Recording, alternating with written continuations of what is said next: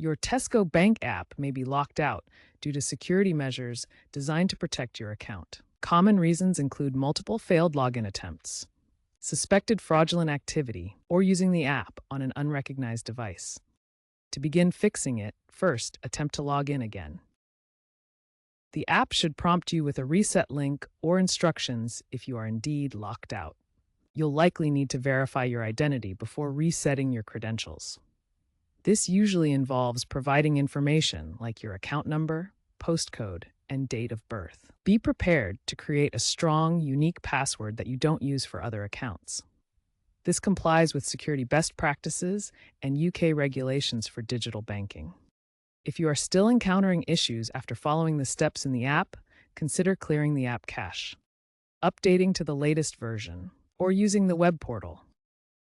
After initiating the reset process, you'll need to complete identity verification.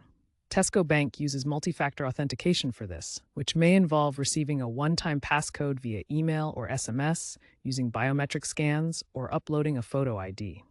For OTP verification, follow the app's instructions to receive and enter the code.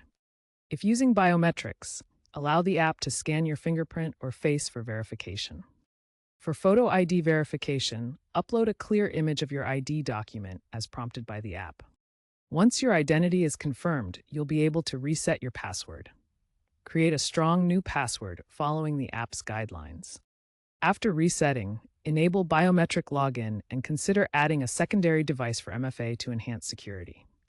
Finally, test your access by logging in with your new password and biometric authentication to ensure everything is working correctly.